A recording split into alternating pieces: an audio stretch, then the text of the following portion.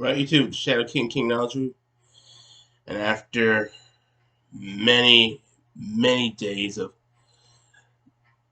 watching this series, I have to take a break just to have my mental faculties recover from the sheer asinine experience. I finally finished Netflix's Resident Evil in name only. Ugh. Now, I've done quite a few videos explaining that this show is going to be dead on arrival, that it was going to be bad, that it's not going to be following the source material, despite some of the creators saying that the show is in continuity with. I mean that the video games were in the same continuity as this show. Uh,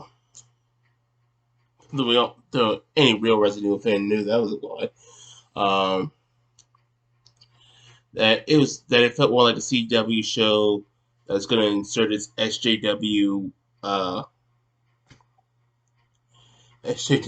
content, and it's just going to be cringy dialogue, cringy humor, uh, action scenes that are hollow, and characters you care absolutely nothing about. I mean, they could all be nuked off the face of the earth, and you'll be as emotional as watching paint dry. But after all that, I still did not prepare myself just how bad this show was. Now, I'm not going to go through uh, do a plot breakdown because we'd be here too long, and I just want to get this experience over with as fast as possible. But basically, it's like we've already described. It's about the uh, tokenized Wesker being a father figure in the year 2022 in the new Raccoon City, and he's taking care of his two daughters, who are two of the most despicable characters I have ever experienced. Worse than Raimi Man from the Raimi Man trilogy. Worse than both of the Batwomen from the CW's Batwoman. Yes, both CW's Kate Kane and Ryan Wilder. I think I might even hate her more than Amber from Invincible. Not the comics version, the show version. The first daughter, Jade, complete scum. Uh, she's confrontational, vulgar. Um, like for example, she's very. She's quick to complain about everything, even when it's unreasonable. For example, when they first come into New Raccoon City, she starts complaining that like there's only 5 black people in this community. And I'm pretty sure other fans were thinking, you just entered this New Raccoon City, and you're already assuming that you're just the token black people. Maybe spend a few days in here before you start making that kind of comment. Oh, and lo and behold, there's more black people in New Raccoon City. So she's just virtue signaling for the sake of virtue signaling. So annoying. Um,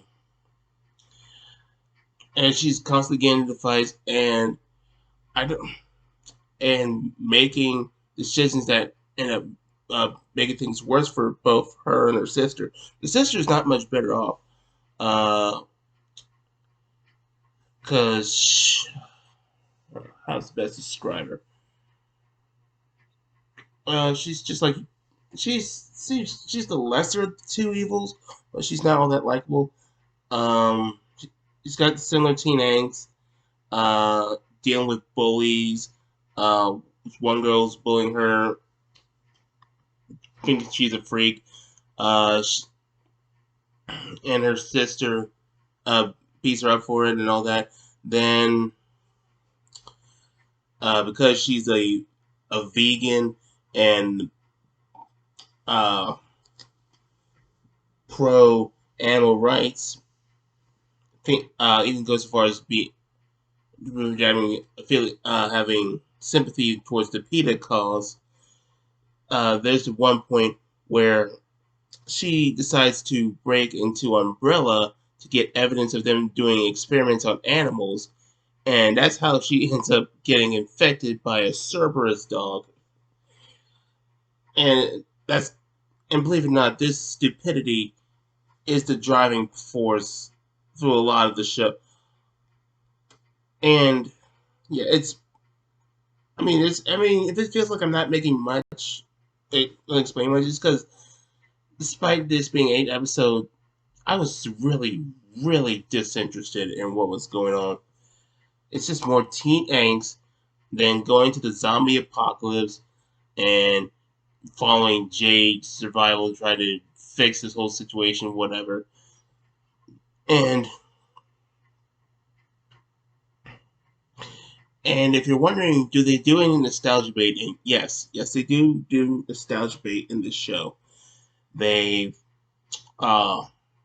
make references to the games, so they say, "Oh, see, the games are in canon with this show, even though they're not."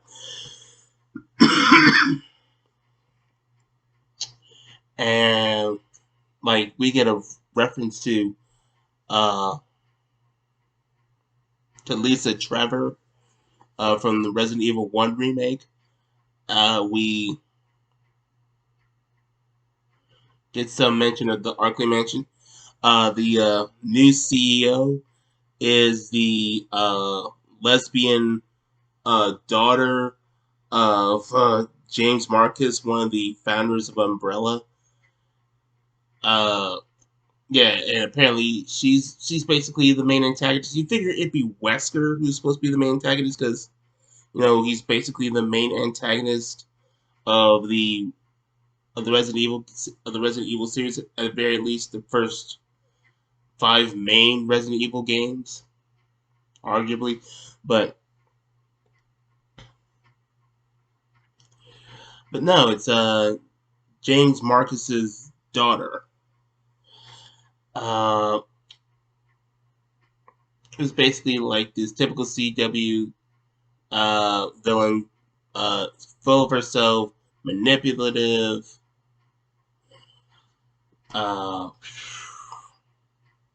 They try to make her seem more intimidating a threat than you can actually genuinely believe her being.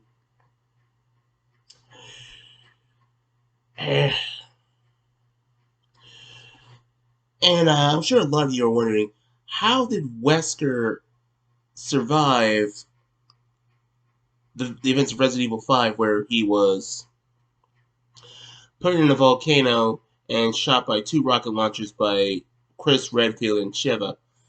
Well, the thing is, like a lot of us assume, he didn't. It just turned out to be clones. Yeah, clones. Apparently, it's probably an idea they borrowed from the Resident Alice movies. I mean, it makes sense because it's from the same studio.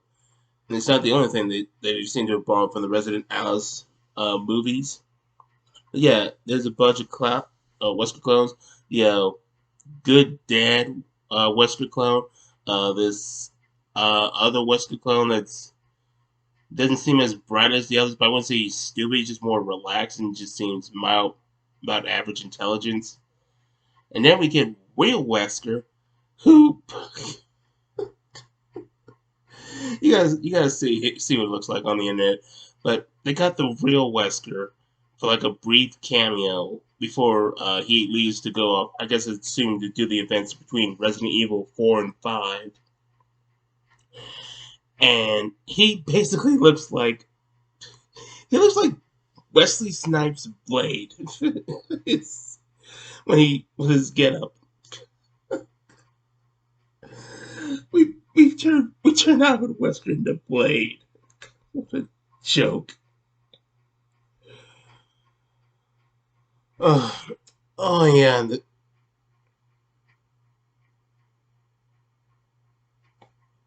And yeah, and it kept switching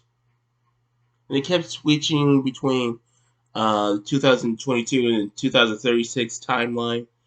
A lot of dumb stuff, and it turns out that the younger sister Billy, she's the final antagonist because probably because she got infected by the T virus and it affected her mental state. I mean, she didn't become like a zombie, but apparently she's had a better bonding with the T virus, but it's slowly killing her.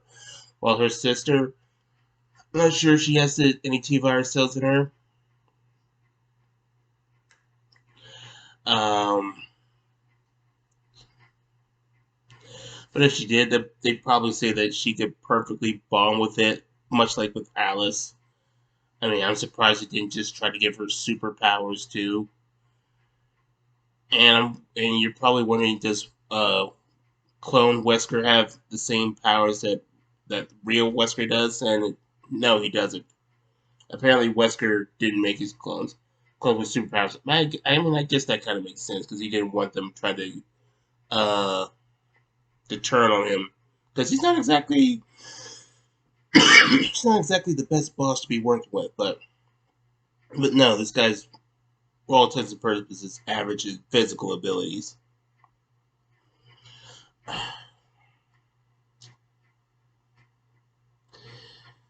And yeah, and we as for the monsters, yeah, we got zombies. I mean, these aren't like the slow working zombies that surround you and fill you with dread and try to figure out how to get out of the situation. No, these are like those fast, 28 days later or 28 weeks later zombies that can move relatively fast and somehow have super strength despite the fact that their body is deteriorating, meaning they shouldn't be that strong. Yeah, but there's some of them are strong enough to rip the limbs off people in half. It's just a cringe. So stupid. Let's see what else. We got the Cerberus dog. We got the giant caterpillar, the giant spider. Uh, we even got a reference to the giant crocodile from Resident Evil 1 with another mutated crocodile. Oh, wait, but before I go into further than that, we gotta talk about like in the 2036 timeline, Jade Wesker, the unlikable girl, well, the more unlikable girl. Yeah, she apparently has this daughter that's on the boat called the University, where all these people were trying to rebel against West Umbrella and try to save the world and whatnot. Yeah, so they call it both the University because it has a whole lot of intellectuals and people who've taught people in college. So yeah, I feel like that's an idea they borrowed from Resident Evil Afterlife, where there was this place called Arcadia, where they thought it was some place in Alaska that was going to be a safe haven for the T virus, but it actually turned out to be some boat that Umbrella had access to. Yeah, yeah, because all the best ideas to take from were from the Paul W.S. Anderson Resident Alice movies. Yeah, she has a daughter, and they say that she's really really smart. Uh, she she's good at math. She can play the piano. She understands Shakespeare. All the age of what, like 8 or something. Yeah, they'd say all of that. Yet this girl does some of the dumbest things I've seen in a long time. There was this one part where Jade Wesker is about to do some experiment with one of the hyper evolved zombies. Oh yeah, they don't call them zombies in the show. They call them zeros. So I guess they were trying to go with the whole Walking Dead sort of thing. We don't call them zombies, even though in the Resident Evil series they actually do call them zombies. Ugh. But yeah, they were trying to do this thing with zombies where the one of the zombies is able to emit this pheromone that can control other zombies and doesn't make them attack. And while she's doing that, and seems successful at first, the girl who was told not to come in, to wait right there while she's doing the experiment, she comes in, and the zombie goes wild and starts attacking everyone. Now, admittedly,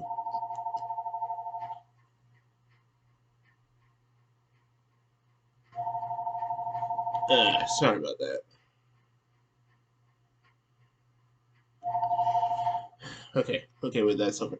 Now, all right. Now, admittedly, Jade has to take some blame here because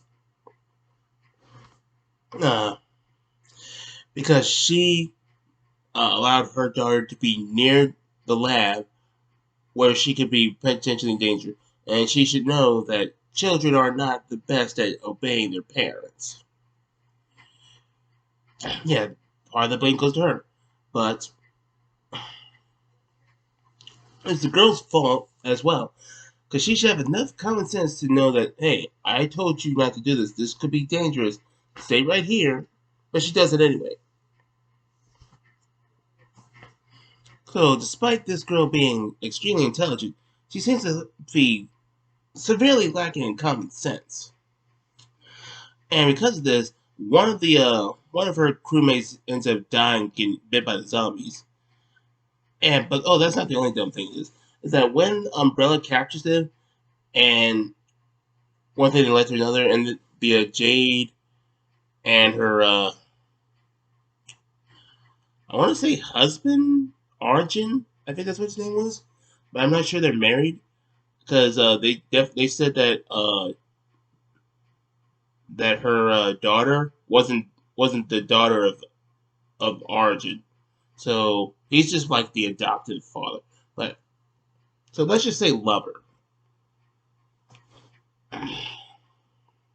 Yeah, so they managed to escape the island that Umbrella was keeping them, and they unleash the crocodile to fight off all the horde of zombies that Jade uh, called over to attack Umbrella the agents.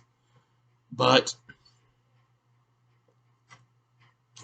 the girl decided to sneak onto the island, I think, and what she was going to try. I think she was trying to do a rescue mission to save it.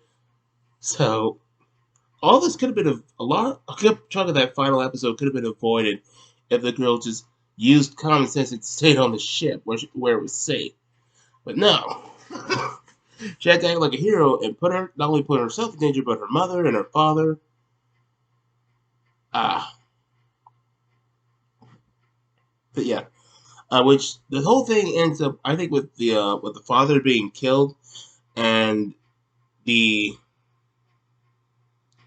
daughter getting shot. I mean, not the daughter, the Jade getting shot. And I'm sure you. And I did say that there was some cringy stuff, and there really are some cringy stuff. Like when it's revealed that Billy Wesker is running Umbrella now, it turns out that she controls Evelyn Wesker, and they reveal this by having Evelyn doing the cringiest dance you have ever seen, and it's made worse by all these really lame modern songs you could hear from like Billie Eilish. Just typical CW stuff. If you ever watch CW and you hear these music that doesn't really fit the scene and takes away the atmosphere that it should be going for. Yeah, it has that kind of things, and it makes the whole thing's worse. And it just went to this sort of thing. I mean, like what were the writers thinking?